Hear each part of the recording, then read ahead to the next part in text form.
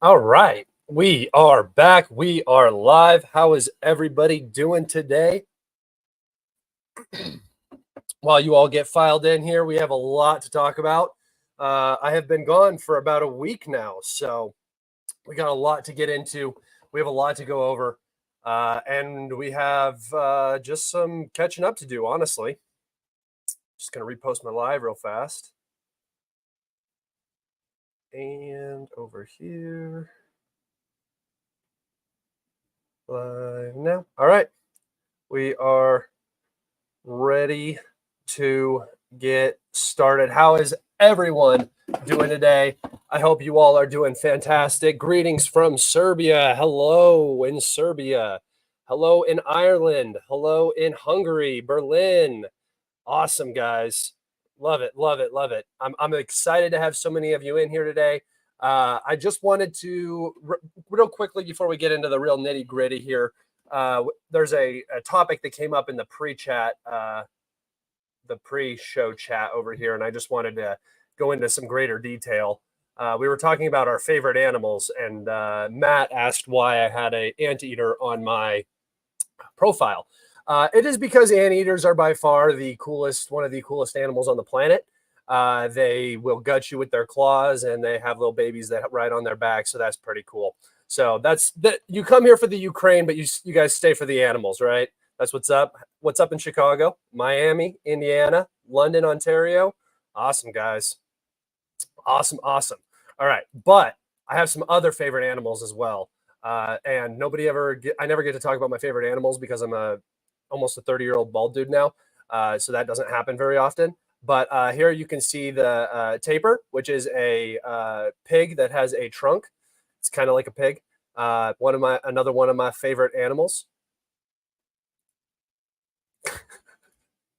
I love doing this. I love that this is a geopolitics podcast. And then the aardvark, another good solid pick. And last but not least, the Siga antelope, which also has a trunk. Goated. These are the goated animals, guys. I've spent a lot of time compiling this list. All right. All right. All right. All right. All right. All right. Welcome in, everybody. We have so much to talk about.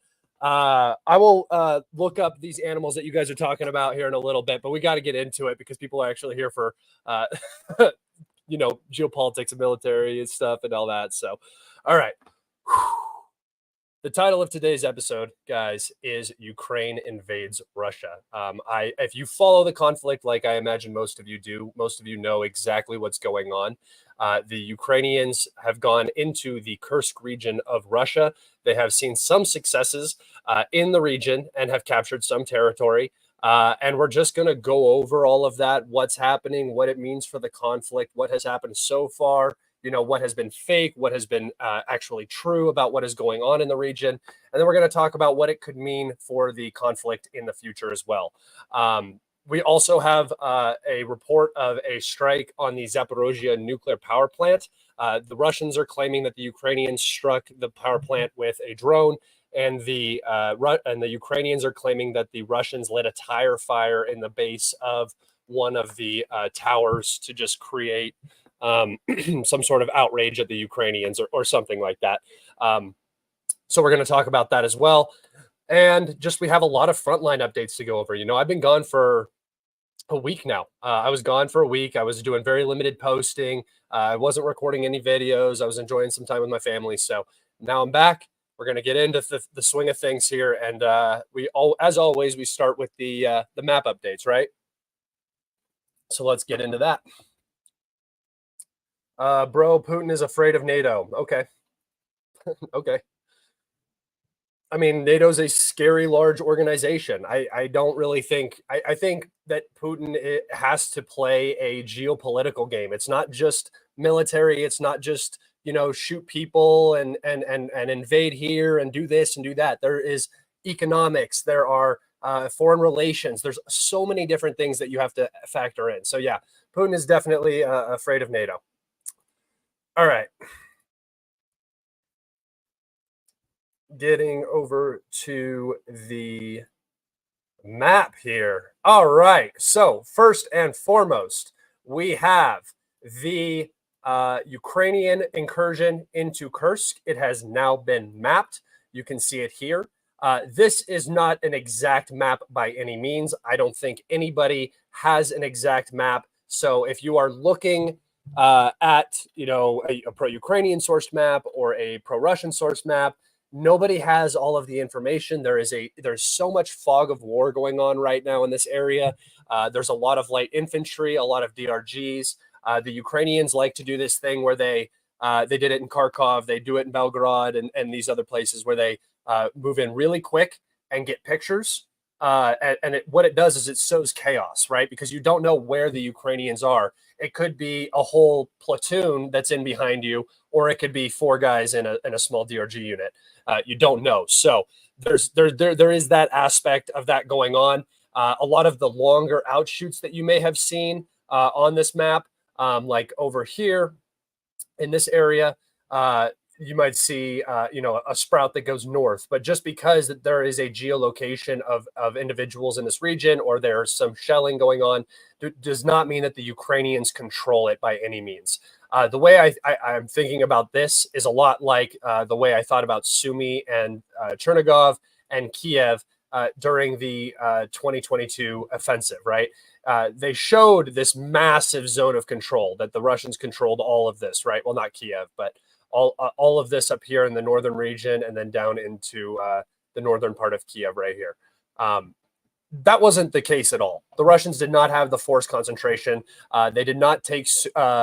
They did control Sumy, but I do not believe they ever took Chernigov. They just surrounded it, and they had other problems in some other frontline cities. But they were mostly on the highways. They controlled some of the logistics routes. And had the Ukrainians pushed off a little bit off the road so that they could manage the logistics. But there was not a massive zone of control for the Russians. They only had 40,000 troops in that northern grouping, spread out, from Kiev over into this Sumy Chernigov region. So there was not enough men to control anything. And they could barely control the main logistics roads. So when you come back over here to the Kursk salient, that's a lot of what this is. You have some control, obviously closer to the border. You're going to have a more firm control for the Ukrainians, and probably up into Struzda here, which is the sort of the Vovchansk of this region. If you look down at the Russian incursion into Kharkov here, you can see that Vovchansk was also similarly across the border, about, let's see, 4 miles. So 8-9 kilometers away from the border. Same goes for Zdruzda over here, where the Russians or the Ukrainians have pushed in. This is their Vovchansk. This is basically the exact same thing as this incursion down here for the Russians. I believe it's meant to do the same thing. And while there was force rotation for the Russians can afford force rotation. So it doesn't make a lot of sense for that, but we'll get into all of that a little bit later. I'm going to move away from the Kursk region now and get into the other frontline updates, and then we will get back into this. That is going to be the main body of our conversation today. All right, so here, just south of Berestove, in the LPR and in Kharkov Oblast, the Russians have crossed the Zhibyets River and are now threatening Stelmakivka from the north and from the rear. The logistics situation on this side of the Oskol is already becoming more and more difficult for the Ukrainians. The manpower, like the reserve availability, is also becoming more and more difficult. So the Russians are now taking advantage of that on the eastern flank and really, really pushing the envelope. And so over the past week, we've seen a ton of advances. I'm gonna show you all of them. There's a lot more south of here too. But this is a very large and significant advance south of the Zhibyets River, which is a good defensive line for the Ukrainians. Along with this advance, this pocket on this side of the Zhibyets River is likely going to close in the coming days, which removes one of the sort of lines of defense for the AFU before the Oskol River. Again, a slight advance here north of Peshani, where the Russians have expanded their what I would consider like a spearhead towards the Oskol through this region, through this town, and have expanded the flanks of that up to this tree line up here. Not overall significant, not like overly significant advances towards the Oskol or anything like that, but just better positioning, and the Russians are moving forward in this region. Okay. All right, coming down here to the New York Toretsk salient, the Russians have advanced very, very deep into Pivnice, behind one of the two main terikons or industrial waste mounds that are in these areas that act as a tactical height. The Ukrainians are still holding both for right now. I do believe that this is in the gray zone. I also believe that this is in the gray zone, and the Ukrainians potentially have some units in the actual industrial zone here, but really most of this is in the gray zone now, and the Ukrainians are sort of holding the Russians at this Toretsk line. And I believe that we will see this update in the coming days because there are some strong defensive positions in this forest right here. But once these two are secured, the Russians will begin operations into Toretsk, utilizing those tactical heights for, ATGM, fire, spotting, everything. All right, just to the south of the waste heap here, we have another small Russian advance in the direction of the large substation right here. The bottom portion of this pocket, which includes some of the defense lines, you can see one of the defense lines from the 2016 era of builds. So the original defense lines here in Ukraine has been captured. The Ukrainians were forced to retreat out of the deep area of this pocket. And again, most of this is in the gray zone up to these reservoirs. Like I said, the Ukrainians there's nothing really much to hold here, but there is no confirmed Russian advance. So I have put this area into the unconfirmed Russian control. And I think that the Ukrainians probably, it's probably something more along these lines right here, a little bit deeper. The Ukrainians still hold a little bit more than that, so something like that in this area. And I'm actually going to leave it like that because these reservoirs are now acting kind of as a defensive line for the Ukrainians. All right.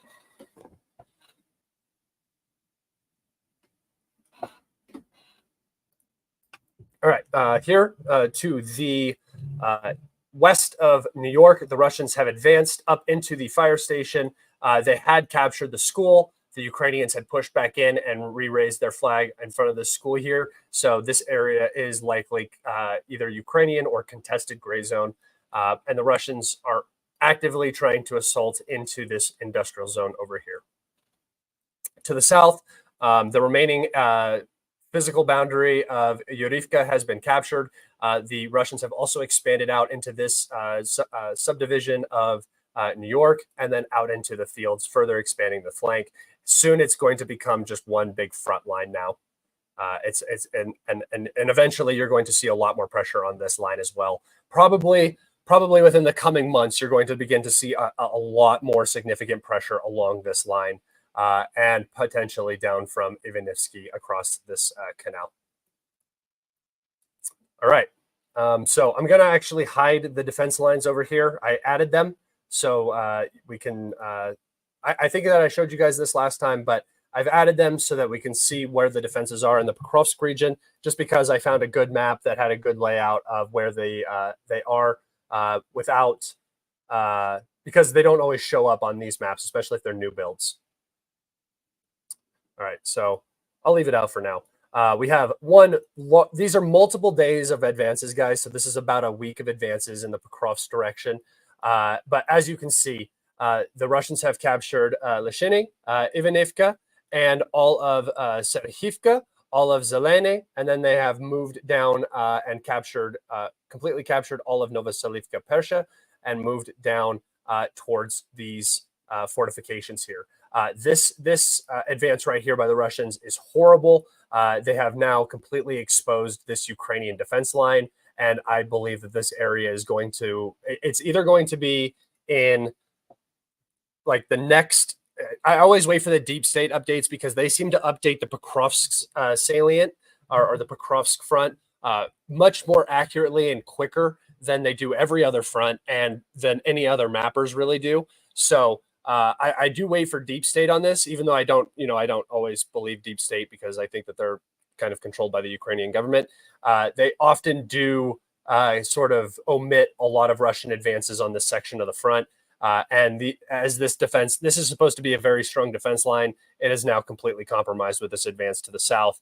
And you are going to just see this cascade all the way down to Krasnohorivka. Because, guys, this is really the bulk remaining. I did every fortification here, and you can see all of the blue. I really did do a... I really did do almost every line that I could find on the map in this area. So this is what's left. Unless they're building anything much further back here, which I'm not sure. This is what remains in the east. And really, there's not much in the east to even defend and build defense lines on, right? This is the last urban area until you reach Povrahad, right? And that's a huge gap. I mean, there is just nothing up here. There's nothing in this whole area. This entire section right here is just empty. And then up here you have, Slavyansk and Kramatorsk, and then behind it, nothing again. This and from Kharkov to Poltava to Povrahad, and then down here to Kramatorsk. This entire square is just a big, open, empty space that's really difficult to defend, right? So this is why they're holding so hard in the east, because there's nothing over here to defend. If they don't hold in the east, the line is going to shift very rapidly west, and it doesn't put them in a very good position. The more important advances here, though, are out of Visel, along this road and into Horivka, not necessarily into the actual urban area yet, but they have entered the district, which the city lies in. So they are technically in the city. And this is the Pokrovsk conglomerate here. So once the Russians are in this part of the city, there's not really like a kilometer of empty space in between urban settlements here. Right? This might be the furthest distance in between anything. And it's like a mile, so maybe a kilometer here.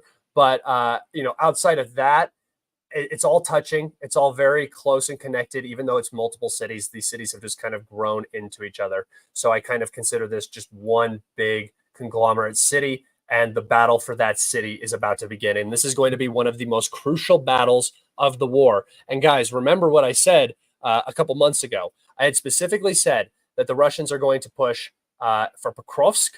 I've been saying this the entire time, Pokrovsk, because it is just the more accessible Izum, right? It will give them access to a massive logistics hub, right, that the Ukrainians are utilizing. It's going to disrupt logistics to this entire southern portion of the map, which is going to be extremely detrimental to the Ukrainians in this region. And it's going to force things like this. You're going to begin to see massive advances like we see here. The Russians have advanced closer to the 0532 highway again. They have now probably entered this strong fortification, which is the major fortification along the road. Again, very bad news for Ukraine. And then now they're just a hop, skip, and a jump away from being in Vadyan, north of Ugledar. And once they're in Vadyan, Ugledar is going to fall. Right. This is what I was talking about for months. I was talking about this in May. I was talking about this in April, May, June. And once the Russians got started, I knew I was going to be correct, because this is the most probable direction for advance, especially after the Orshitny collapse, right? After this town fell right here, this entire front became completely exposed. Losing this town, this collapse that occurred right here when the Russians pushed in, has become the most detrimental aspect of this war for Ukraine. I think it was really a critical moment that the Russians actually seized. And now we're looking at this entire mess back here. So the Russians are in Horivka, and they are now they're already behind these new defense lines here. So again, you have this defense line that's compromised. You have this defense line that's compromised. This entire front is about to just pop off. It's just gonna go completely fluid. And Ukraine just did something which really, really messes everything up. They sent all of the brigades that they had been building up into this region. They even pulled some units out of the east, out of Chasiv Yar specifically. I know of one unit, or at least a portion of a unit, a battalion. You guys, when you're talking about units getting pulled, it's not always like a 2,000 man full brigade. Well, full 2,000 is pretty full for Ukraine. A 2,000 man brigade getting pulled and thrown somewhere is not really what we're talking about. We're talking about units or battalions, usually of a brigade that are moved and moved into areas. So you've heard some people saying that the Russians are moving brigades from eastern Ukraine to Kursk to stop the breakthrough, whatever. That's not true. There's nobody moving on the front line in the east. There are parts of brigades that are engaged in the east that are not in the east currently or are in reserve in the east that may be getting moved out, but that's not like the whole brigade is getting moved. It's not compromising Russian offensive capabilities in the east. That's just not what's going on. So I've heard that talking point a lot, and it's just not true.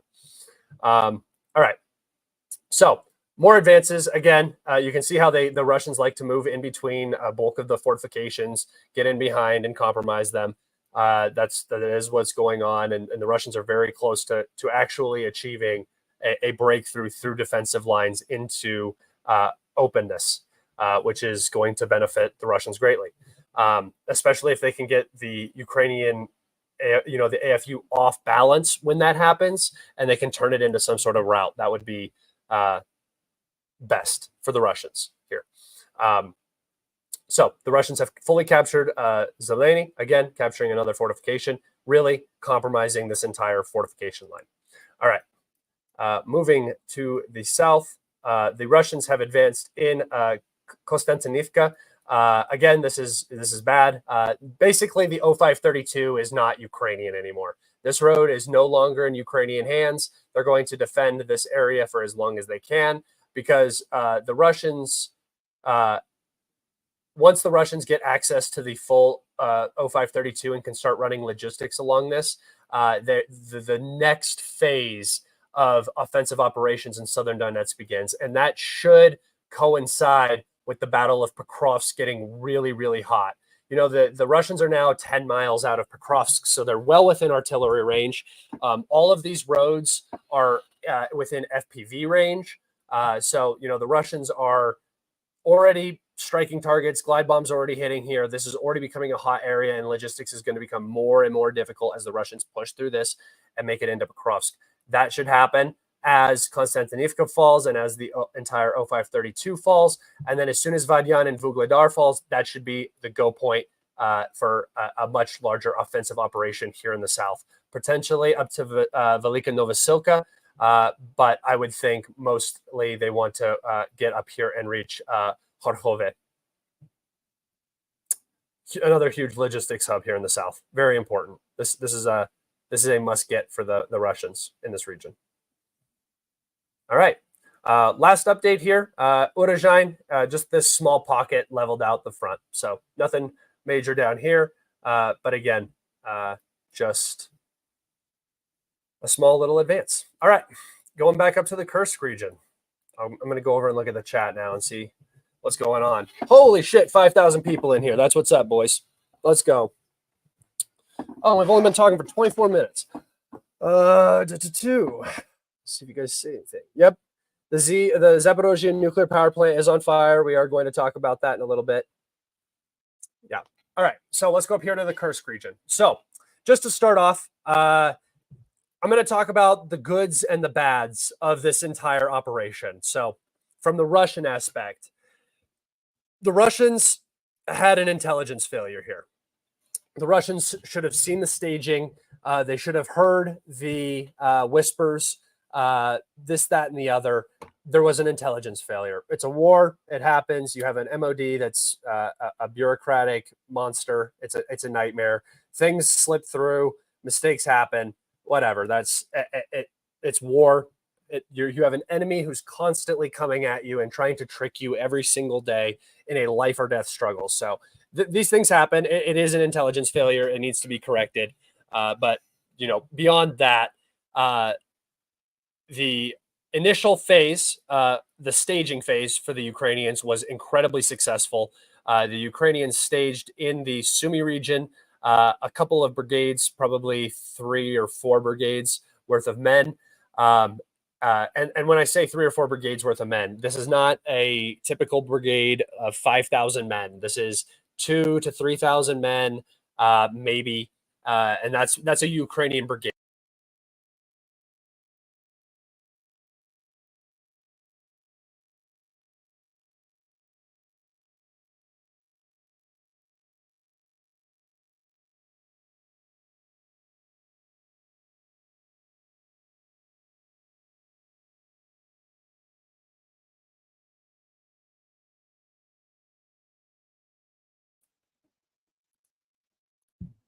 All right, I'm back. Hello, hello, hello, hello. Okay, I'm back. Sorry about that. My bad, guys. My bad. My bad. Nope, we're back. We're back. We're back. We're back. We're back. We're back. We're back. We're back. We're back. We're back. We're back. All right. So the Ukrainians staged very successfully in this region, and then it was a week ago. Yeah, exactly a week ago. The Ukrainians ended up launching a surprise offensive into the Kursk region. They did not do the whole months before. They didn't do the propaganda. They actually staged properly for the offensive and caught the Russians off guard here. They crossed, and at one of the checkpoints, I don't know if it's this checkpoint. At one of the checkpoints here, a large Russian unit was surrounded. Between 50 and 70 people probably were captured. They surrendered peacefully. They did not wish to be slaughtered because the Ukrainians had a very large force advantage. So those Russian units surrendered. It was a very, very good photo op for the Ukrainians to start this operation. It looked very good. The Ukrainians then pushed in to the Kursk region here. They did suffer losses on approach. We saw columns of Ukrainian vehicles getting hit on approach into the Kursk region in the Sumy region. We also saw multiple air defense systems, at least 2 Buk missile launchers were destroyed. Air defense missile launchers were destroyed. And, the initial propaganda that the Ukrainians always do, and they do it very well. They control the information space. One thing that you have to give the Ukrainians credit for is how well they control the information space, how well their armies online also control the information space, and how much signal boosting you can get on incorrect information and stuff like that. Even some of the more pro-Russian telegrams and stuff like that were signal boosting this fake stuff and dooming very, very incredibly hard for what I looked at as no real good reason. So let me just check something real fast. Okay, we're good. So the Ukrainians ended up pushing in. They do their propaganda thing, and they really utilize light infantry and DRG, deep reconnaissance groups, very well. So the Ukrainians pushed into some of these settlements here, and even pushed out higher. There were some Ukrainian units spotted outside of Koronevo here, which is an important objective for the Ukrainians. They've been talking about it a lot. And really, if you look at what the Ukrainians have captured, it's not much. It's like what the Russians are capturing in the east. It's not huge towns. It's houses, a few maybe warehouse buildings. Just think about like small towns in the Midwest, like really tiny ones. There's no objective really being captured here. That the Ukrainians could say utilized for leverage or something like that in the future. That's not happening here. Seems like costly propaganda. Yeah, I mean, I think they're actually trying to achieve something here. I don't think this is like the Belgorod incursions, so slightly different. But yes, very, very costly propaganda for sure. Especially not even what you've seen so far. What's about to come is going to be the cost. The cost has not hit yet. The Ukrainians who are dying and the material being lost in Kursk that was all planned. That was all a very planned and calculated uh, expenditure of resources. That's not what we're about to see after this, and I'm going to get into that in just a second. But thank you, Tyler. It's good to see you again, man. Here we go. So the Ukrainians pushed in, and there were a lot of claims that they secured Struzda here. I had marked it as captured. Just because of this river boundary, it just kind of makes sense that the Russians would back out of here if they had lost it. That turned out to be false. The Ukrainians had made some approaches down here in the south and into this area, but had not fully captured the town. And, the misinformation just kept getting wilder and wilder. They were saying that the Ukrainians were getting very close to the NPP up here, the Kursk nuclear power plant, which... Is this it?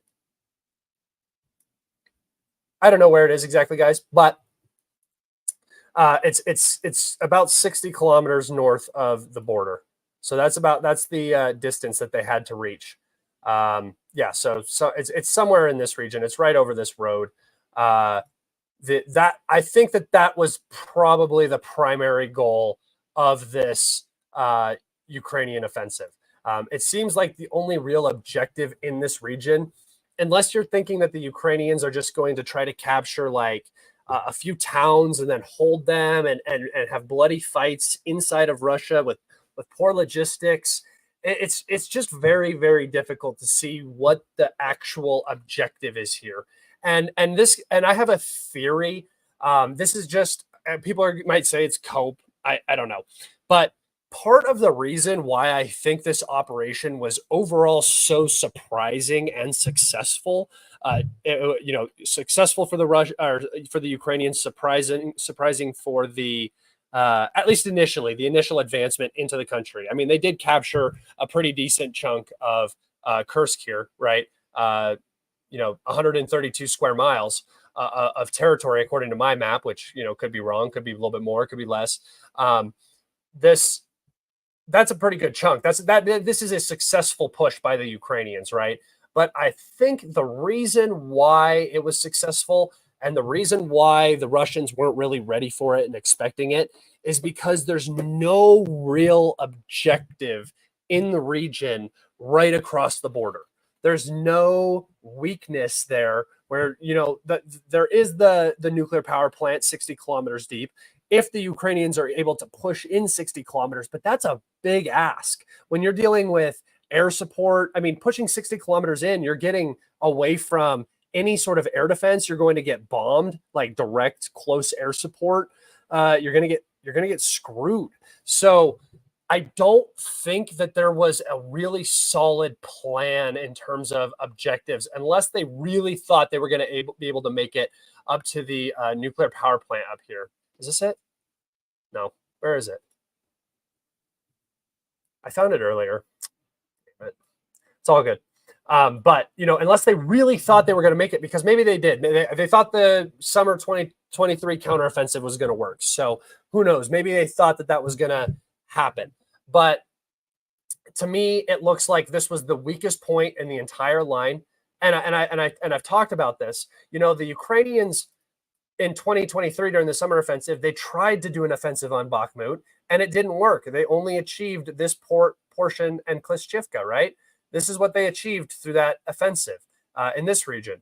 They tried down in the south, in Zaporozhye. This is the only real area. Like, again, they could go down here, but there's no objective. There's Mariupol blocking it. The Russians have easy logistics out of Rostov and all of this shit. So there's not a really good area other than from Orikhiv down to Melitopol, cutting the logistics, isolating Kherson, isolating Crimea, whatever, hitting the bridge, whatever. They tried that. It failed. They tried a cranky operation for over a year, and it failed, right?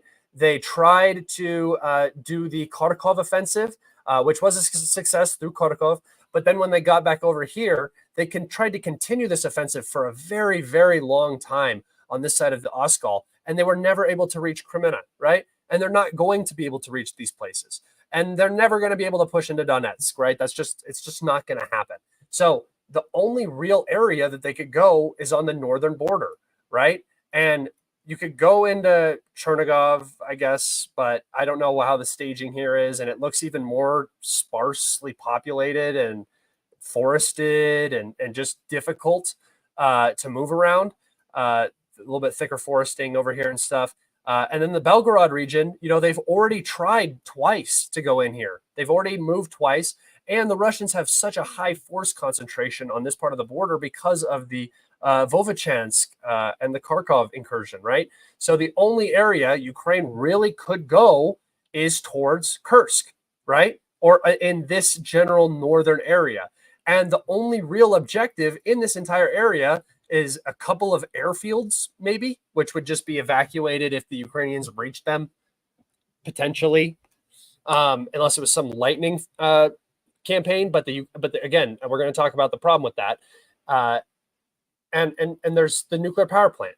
And the only thing I can think is that somehow they were hoping to gain some leverage by securing the nuclear power plant and then using that to make a deal, maybe to get, just we'll give you back, we'll leave Kursk, we'll do this. You just stop where the lines are right now. Coming to the negotiating table with something. But again, I have another problem with this plan, this idea. Why would the Russians come to the negotiating table right now? What purpose does that serve the Russians? The Ukrainians just escalated by, forcing a major incursion into Russia with Ukrainian troops. This isn't Russian Foreign Legion. They can't claim that it's what this or that or whatever. It's bullcrap. But those Belgorod incursions were small. They were like 100, 200, 300 guys. They weren't a couple thousand guys like we see in this Kursk operation. So this is an escalation. It puts Russia into a position where if they negotiate now, they'll negotiate from a point of weakness, where 2 weeks ago they would have been negotiating from a point of basically absolute strength on the battlefield. They're advancing everywhere. They're artillery advantage, aviation advantage. Everything is going in Russia's way on the battlefield right now. And then this operation begins. Why would the Russians negotiate? Even if this was something critical for the Russians, why would you negotiate right now? Deal with this, or leave it open, let the Ukrainians keep funneling manpower into this offensive nightmare right here inside of Russian territory, where you have the simplest logistics and the friendliest population behind you. And you just let them expend themselves. Just keep letting it happen. Just let it go. Because if they're not sending those brigades down here, you're just grinding quicker now. This is just sped up attrition for the Ukrainians.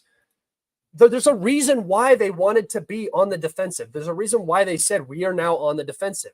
It's because they don't have the resources to commit to offensive operations and then maintain the current defensive posture. Basically, what this incursion tells me is that they've given up on the East. The East is no longer their priority. They know what's about to happen to the East. The East is going to collapse. That's the only reason you do this. Ukraine does not have some massive stockpile of manpower and weapons hiding in Western Ukraine just waiting to be used. This is not happening. They would not be losing the battles of Bakhmut. They would not be failing in the summer counteroffensive. They would not be losing Avdiivka, Pokrovsk, and everything just for this little incursion into Kursk. Guys, everything is pointing towards desperation and a lack of a solid unified plan. And it's just degrading, right? And what you're going to see over here now is this front is going to start progressing much quicker. I would expect the Russians to put a lot more energy into this section because they've already basically stagnated this advance. It's been 7 days. We haven't seen any real concrete advances in the past 48 hours probably. It is the weekend. There is OBSEC. We'll see. We'll wait. They could go all the way to the nuclear power plant and Putin can surrender tomorrow. What I think you're going to see is you're going to see this really gross, cranky style battle inside of this little salient. And it's just going to turn into this morose death pot of Ukrainians who don't want to be there. And it's going to kill morale because the Ukrainians in the East are going to be like, why the hell are we sending these new brigades that we just mobilized to just die in Kursk? What achievement does this accomplish? The only other argument I've heard is that the Russians are, again, pulling reserves to stop this. Russia has mobile reserves in country. There's only 8, let's say at the very most 15,000 Ukrainian troops participating in this offensive, right? That doesn't mean there's 15,000 infantrymen running around. You have truck drivers, tank drivers, logistic, all that. You have you have like 3,000, maybe let's say there's 4,000 Ukrainian soldiers being pushed into the Kursk region. How long does that last? They're already suffering. They're already doing blood drives in Sumy. They're calling for people to donate blood in Sumy already, right? This stuff is already happening. So they only have so long. I hate to do this because I think it's sort of a bad comparison for a couple of reasons, but it's sort of a battle of the Bulge. It's an Ardennes offensive. The Germans had not enough resources. They got everything they could together. They pushed really hard. It looked really good for about 4 or 5 days. They got stuck around Bastogne. They got stuck in the forest, and they were slowly degraded, and they just did not have the resources. They did not have the ammunition, the follow-up to actually capitalize on that breakthrough. It's almost exactly what you're seeing here. The first day, the Ukrainians had a great, successful breakthrough. And once they got into some depth, they got away from their starting lines and their logistics points, and they got into unfriendly territory, they started getting smacked around.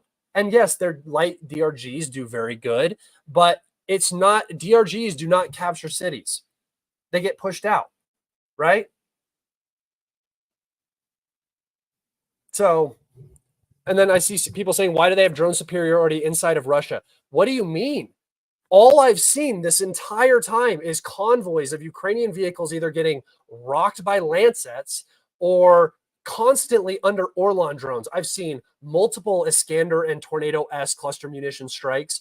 I've seen FPVs. I've seen everything. I don't know what you guys are talking about. Drone superiority. Is that just some Ukrainian talking point? Oh, we have drone superiority in Kursk? Maybe at the beginning of the operation, because why would you have drone operators in the Kursk region?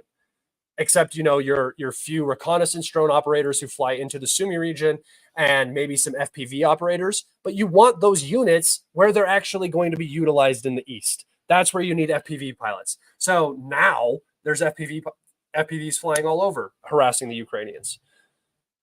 It's just, this massive grand illusion that the pro-Ukrainian information space is running with right now is unbelievable.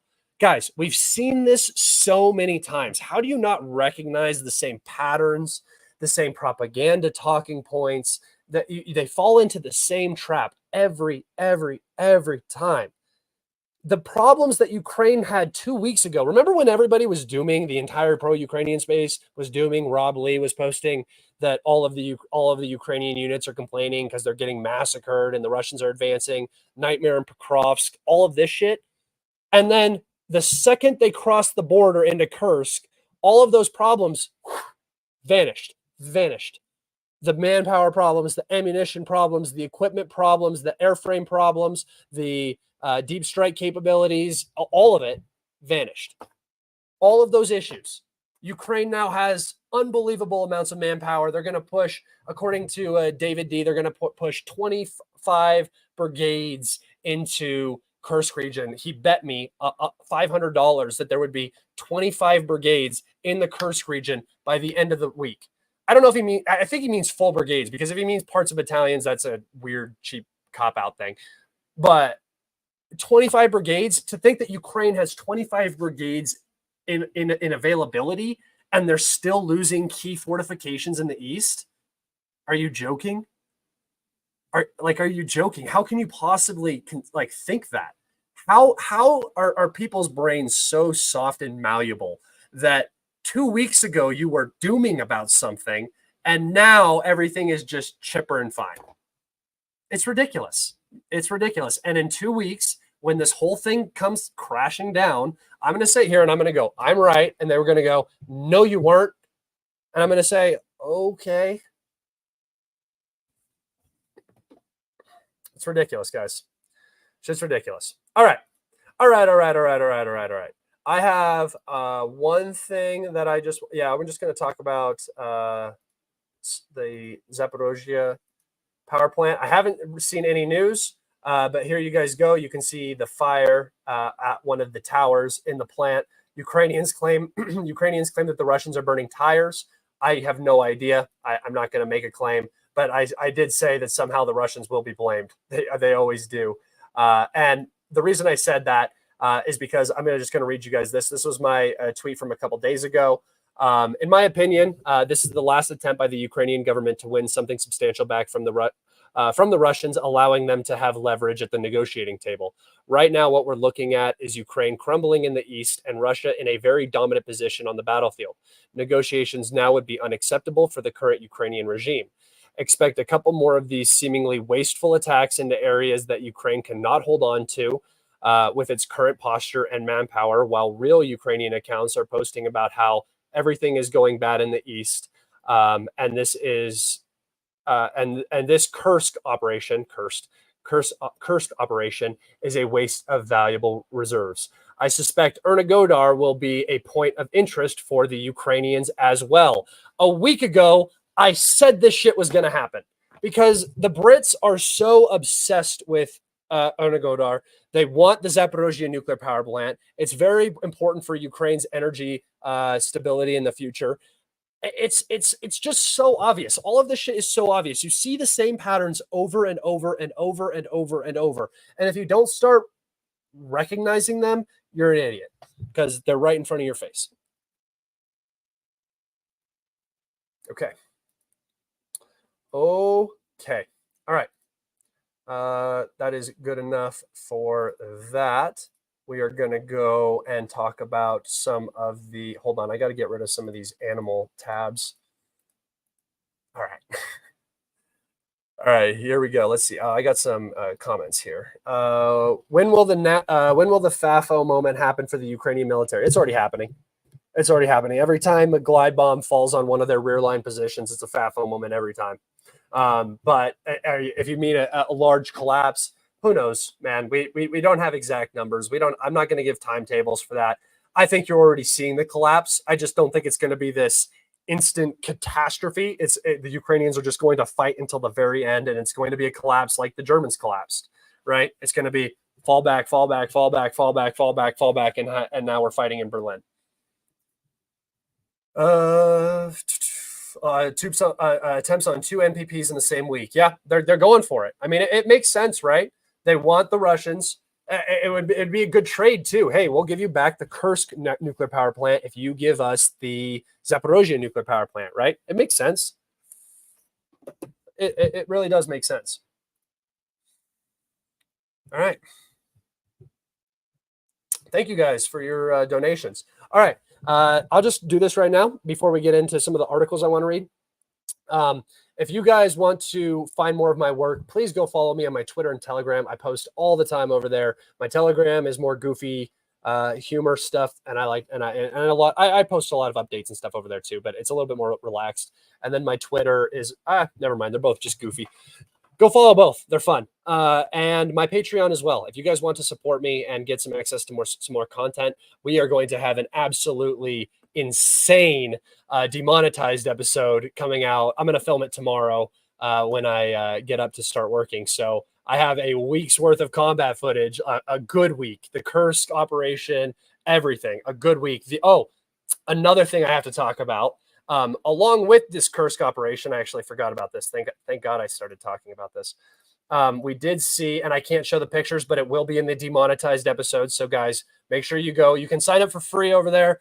You get access to all of my content for free. But if you do support me on Patreon, you will get access a week early or 2 weeks early.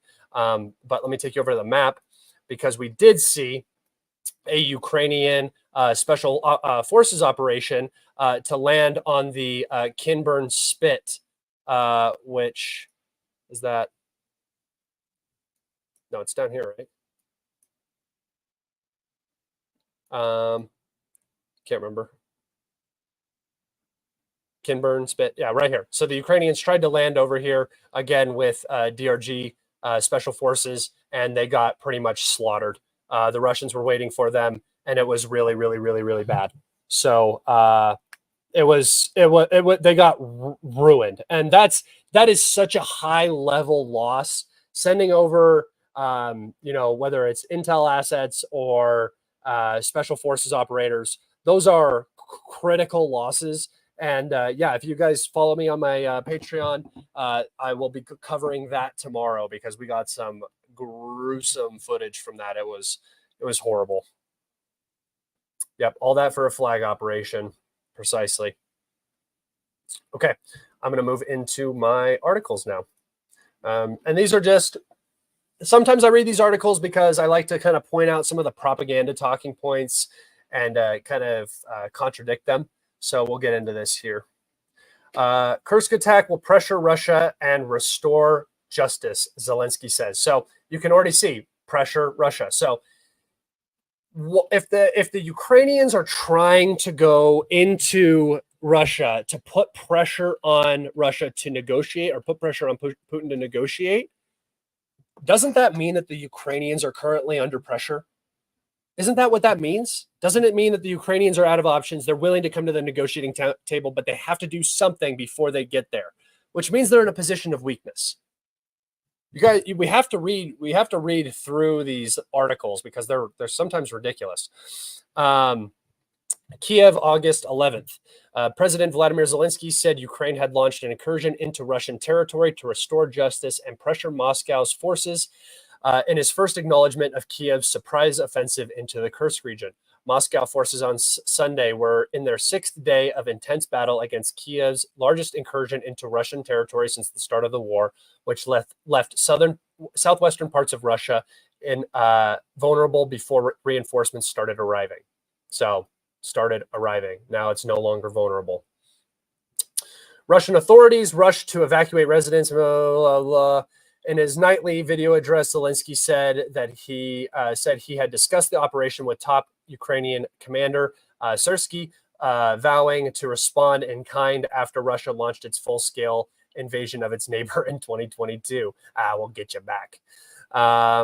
Today, I received several reports from Commander-in-Chief Syrsky regarding the front lines and our actions to push the war onto the aggressor's territory, he said. Ukraine is proving that it can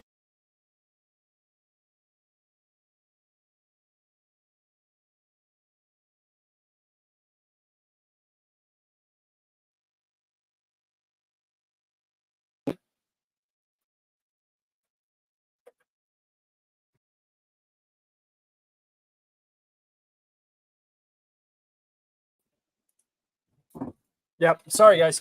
It's my, so I think I figured out what the problem is. If I have my USB hooked up into one section of my computer, it ends up freezing. If I have it in the other section, it doesn't. So I am going to fix that in the next one. I'm sorry. I just got back from my trip, and I had taken all of this stuff with me in case I needed to do, an interview or a podcast or something. So sorry. That's my bad. But we'll get right back into it here. Ukraine is proving that it can indeed restore justice, ensuring the exact kind of pressure that is needed, pressure on the aggressor.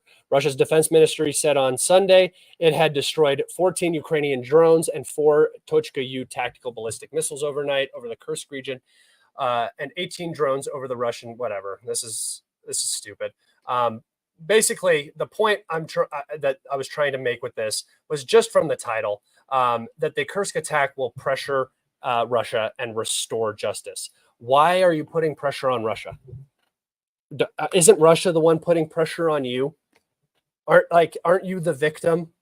Are you trying to seem very strong and that you're capable, or are you trying to put pressure on them to negotiate?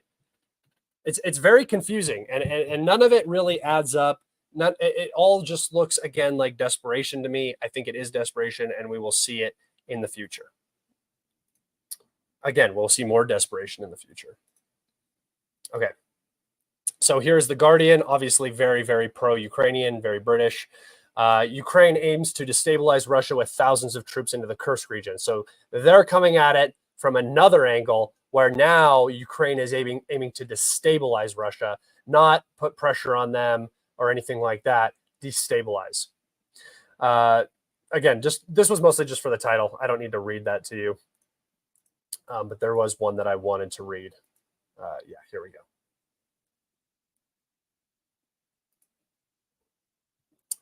Russian reinforcements failed to push back Ukrainian incursion, which is funny because they didn't even let it sit for, a couple days. Russia has failed to push back Ukrainian troops in the Kursk region despite sending in reinforcements. As the incursion enters its sixth day, Ukrainian soldiers involved in its army's operation told the Financial Times on Sunday. So this is, again, just talking about the same thing, same talking points. But I wanted to talk about this individual, Denny. So they talked to one of these soldiers from the region. We are going deeper, winky face, said Denny's, a Ukrainian soldier who has made 3 rotations into Russian territory since the incursion began. How do you make 3 rotations in 5 days? How does that work? Is he just running logistics in? You don't rotate out of combat every like 18 hours. That doesn't even make sense. All right. So that was the first part of the thing. It didn't really make sense. Already kind of giving me, some bad vibes in terms of this being a truthful story. Kiev troops still had the upper hand despite Russia bringing in reinforcements, he added, as the Ukrainian fighter jets zoomed overhead. Oh my God, glaze it. His unit, which the Financial Times is not identifying at the request of Denny's, and his senior officers, has been rotated to the area from the eastern Donetsk region more than a week ago to take part in the offensive. So there we go. They are literally pulling units out of the east to do this pointless incursion into Kursk to pull reserves from the Russians from the east. How does that make sense? The Ukrainians are the ones that have the manpower issues. You do not rotate men out to rotate other men out. You're just going to have more manpower issues, and opening a new front is going to drain your resources faster. How does this make any sense? Like, make it make sense for me, because I was in Denver for a week high, basically the entire time, looking at this going, what is happening? I was like, this makes no sense. I can't make the logic out of it. So we'll see how this ends up. We'll see how this progresses over the next couple of weeks. My guess is that Ukraine will have, like I said, it'll become like a larger crinky operation where they're getting absolutely hammered and destroyed the entire time. But they'll still keep holding on and make it a propaganda thing. Oh, we still control Russian territory, this, that, the other. I fully expect that. So, yeah.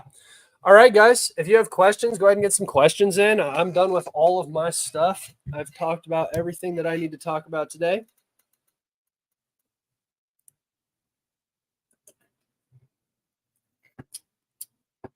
Questions. Go ahead and get your questions in.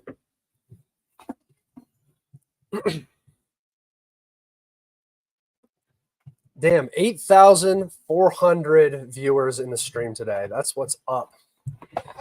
Can you talk about the rumors of Grozimo being put on the chopping block because of this? Is that total horseshit? I have no idea. If Putin wants to make changes in his military and his MOD, I don't see the problem with that. Change it.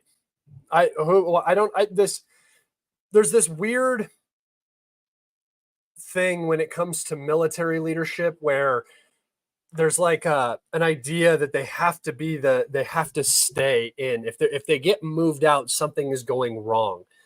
You can have a minister of defense like Gerasimov, who's really good in peacetime, right? He's a great political minister of defense, whatever. He might not be the best in the time of war, and you might want to make that change. Maybe Putin doesn't want to make that change because of the appearance of changing that position, or Shoigu or whoever he's changing out.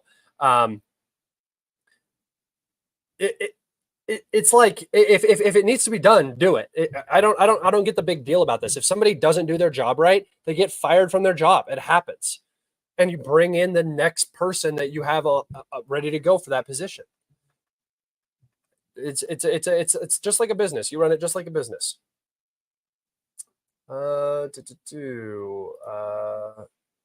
Can you show the high ground around Kursk? Yeah, I can actually. That's a good question, my guy. I can definitely do that. Let me get it set up here. Let me spend a couple minutes looking. It's much different. Much more different. In the Sumy region really benefits from the high ground. But yeah, here we go.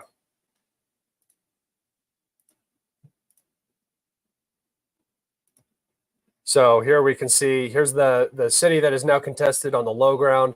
The Russians obviously control the high ground up here. You can see where the Ukrainians advanced into, actually, just right around this low ground. And then now the Russians are just sitting up here. And I think the Ukrainians have sort of pushed up into this area. But again, the Russians are just holding the high grounds. It's the natural defensive lines. All right.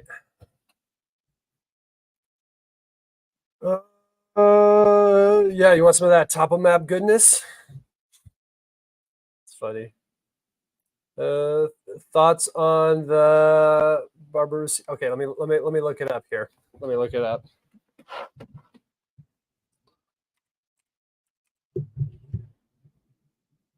How'd you spell it? Barbarossa.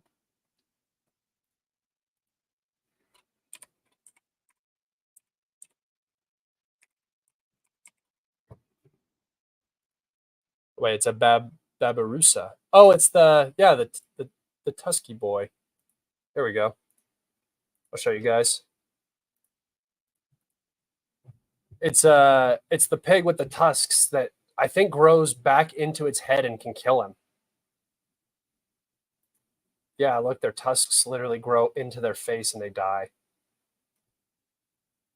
It's pretty cool. It's a pretty cool animal. Something that has something on it that if it grows too much, it just kills them. That's pretty badass. That is pretty cool. How long do you think the Kursk operation will last? It depends on how much the Ukrainians want to invest into it.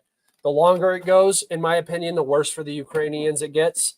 If they get out now, they can at least say that we embarrassed Russia and we got out and we didn't take too much damage. But it still is just a waste. So I don't know. Probably long. Usually the Ukrainians hold on for forever. How many NATO mercenaries are in Kursk now? The Russian notice, Polish, French, and American. Yeah, I mean they're just part of the units that are usually more of the well-trained individuals. So they're gonna if they're in the area, they're gonna be involved. Why not? I don't know if they're NATO mercenaries. I mean, they're from NATO countries, but they're not like I really think you guys kind of overhype the whole mercenary thing. A lot of these guys are just like Marines that didn't get any action when they were in the Marine Corps, but they have the training. So they go over and they think it's going to be like in the movies, and it's just not. It's not like NATO is just pumping manpower into the country to keep the fight going. It's not really like that. They just accept good paying contracts. That's what they do. And they go over and they think that they're going to have fun killing Russians, and they sit under FPVs and glide bombs and get sent into Kursk. I expect that having made a bridgehead across the canal in Chasiv Yar, the Russians would have expanded that more by now. Who knows? We haven't got a lot of footage from Chesav Yar. You know, a lot of us go off of geolocations. So if we don't have geolocations, if footage doesn't come out from a certain area, we don't know. Lines can change, and we never get any reports of it. Can happen. You don't know where the gray zone is. You don't know what is considered confirmed control. All of that different stuff.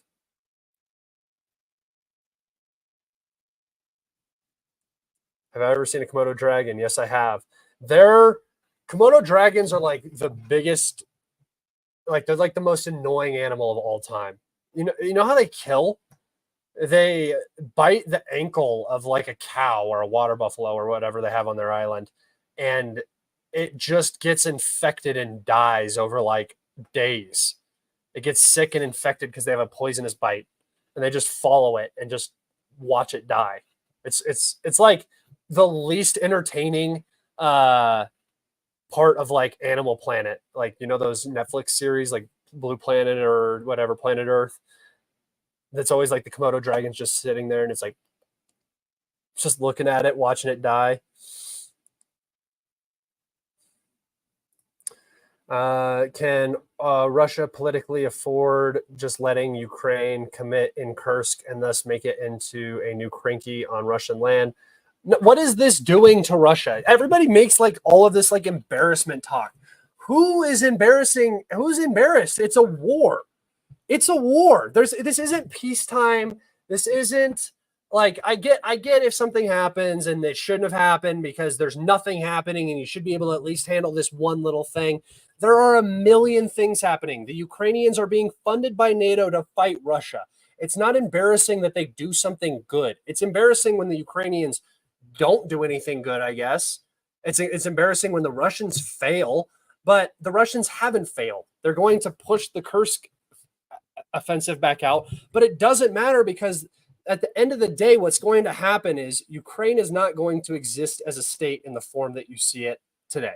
It's not. It can't economically, demographically. It will not look the way it does right now at the end of the war, right? So the Ukrainians being in Kursk only matters until the Ukrainian state doesn't exist anymore, and then the Ukrainians won't be in Kursk anymore, right? Like until when the regime collapses, do you think those guys are going to keep fighting? If they don't have logistics, are they going to stay in Kursk? No. So it's not really embarrassing. It's just a part of war, and it's going to be resolved. And then people are going to forget about it. Just like how the Belgorod incursions were so embarrassing, how this and that was so embarrassing, but nobody remembers. It doesn't matter. War, embarrassing things happen in war. It's what happens. It's just a war.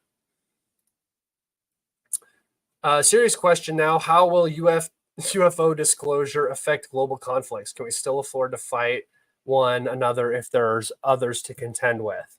Yeah, bro, we're gonna fight with every single human being is gonna fight with every single other human being and every other single intelligent life form for the rest of our existence. It's our nature. It's what we do. So yeah, no, you could literally show people aliens and they'd be like, cool, all right, I still want that piece of Ukraine. It's just what's going to happen.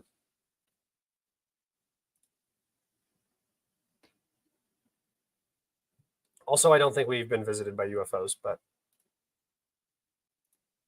yeah, but I'm a stoner, so ask away. Ask those stoner questions. I'm about it.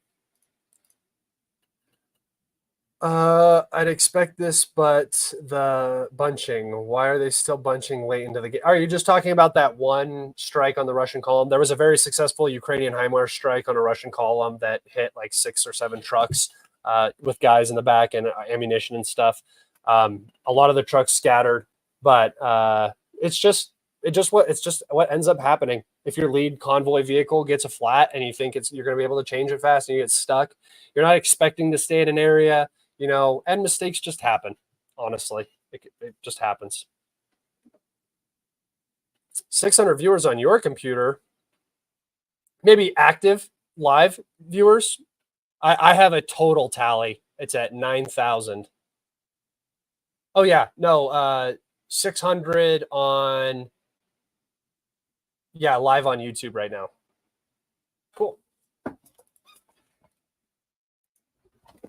That's what's up. That's what's up, boys. I'm all about that. Any more questions? Come on, it's been a week. You guys don't have anything else for me?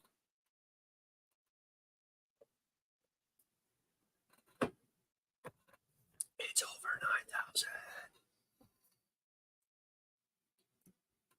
9,000. Have you heard anything about the approximately 40 to 70 IDF and Blackwater guys sent to Yemen that didn't come out? That post was of the, I think that was where Wagner and Mali military in Mali. Malayan? Well, no, that's Malaysian. I don't know. It was the Mali military and the Wagner guys, I think, was the video that I saw. So I have not heard anything about that. I don't think that's real. I did hear about the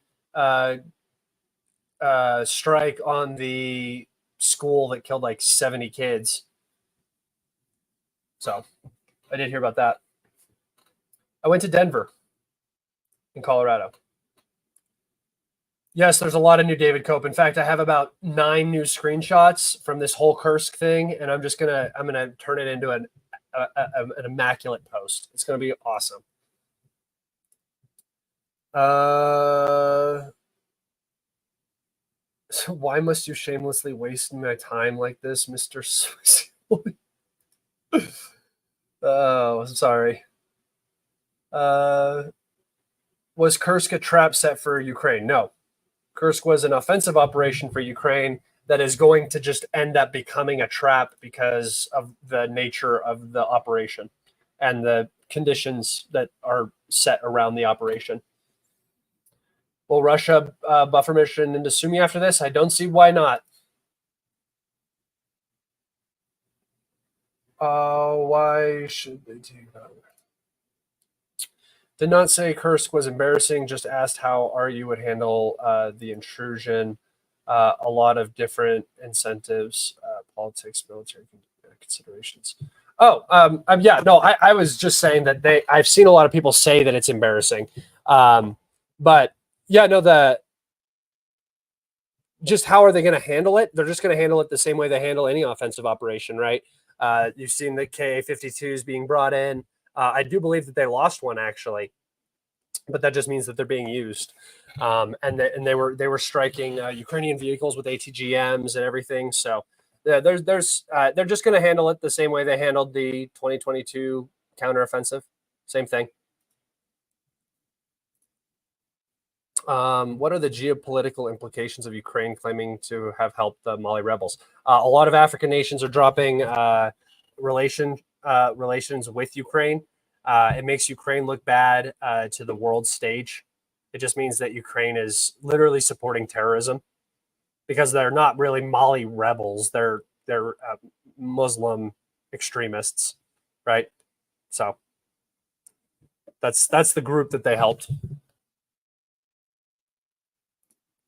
I heard Vovolin has many Russian reconnaissance drones flying around. Could that be true? Yeah, the Russian, all across the border, there are Russian reconnaissance drones flying regularly, for sure. Let's see. Why have the Russians not fully taken Novelsky back north of Krasnohorovka? It's pretty isolated because there's what you don't see is the defensive lines. If you go to Suryak maps, his map has the defensive lines, and you can see how those lines run through that Novelsky area. It's like that little section in New York that's in the salient, and then down in Novelsky are the 2 remaining areas, and it's about a couple miles of trench lines that remain. Oh, wait, already saw that one.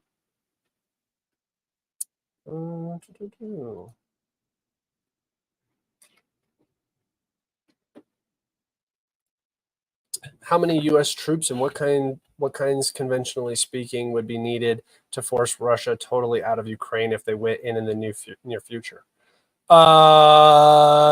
If it remained conventional, I honestly don't know. That would be a horrifically bloody battle. I mean, Russia would commit to a massive mobilization. The U.S. would have to commit to a massive mobilization. You would be talking about definitely 700,000-800,000 men for the U.S.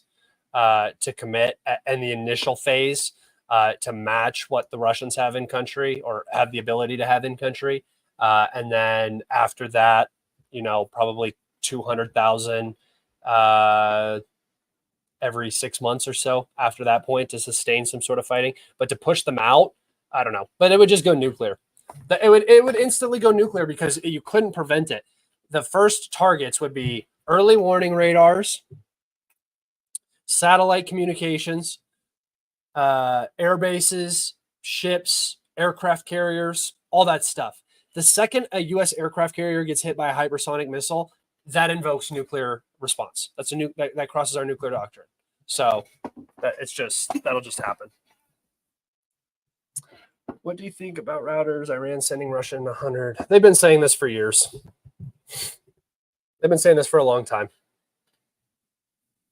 It's not impossible. The Russians have been getting North Korean Iskanders, so they might be looking to switch it up because they might be running out of North Korean Iskanders. I don't know.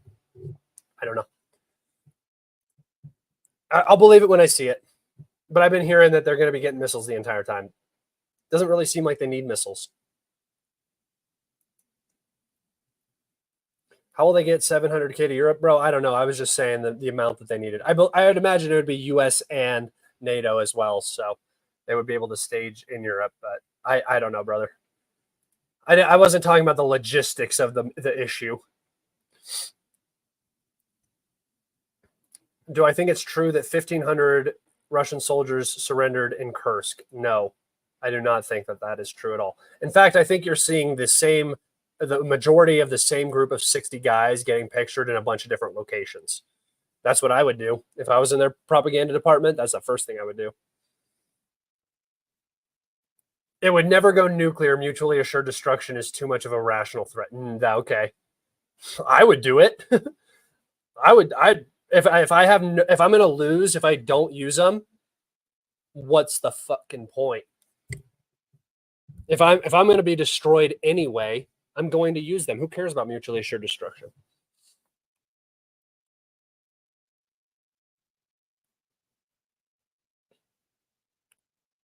Because the defensive lines up in the north are much stronger. It's much easier for the Ukrainians to defend there. How does David D have any followers when everything he says is BS? Because people want BS. Bullshit salesmen are very, very productive salesmen, right? If you tell people what they want to hear, they're going to believe it. It's just confirmation bias. He acts like he pretends to talk with authority, and people just line up for it.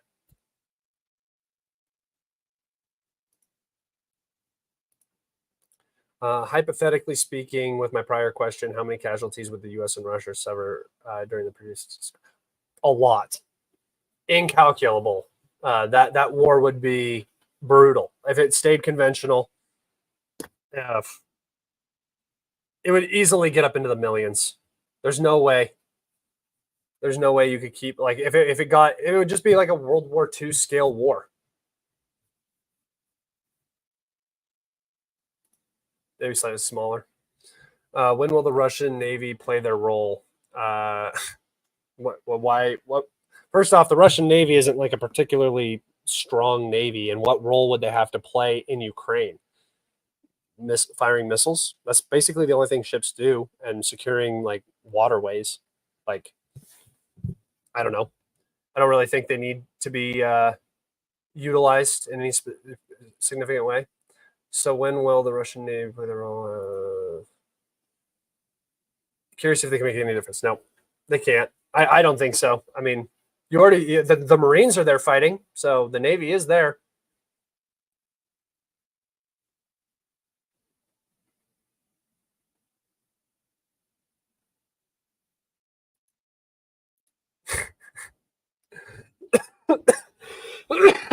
Sorry, YouTube. Sorry, Brat. Sorry that you're mad at YouTube. All right, guys. That's where I'm going to wrap it up. Thank you so much. An hour and 20 minutes. I will probably be on tomorrow. I'm definitely in the mood to do another live stream. I had a lot of fun today. I really appreciate you all so much. Please go follow me on my Telegram, Twitter, and my Patreon. Those links are in the description of this video. I appreciate you all so much. Thank you for dealing with that long wait before the information train arrived at the station again. But I really do appreciate you. And football season started. Go Chiefs! Go Chiefs! Can't wait for the regular season to start, boys. It's gonna be fun. All right, take care.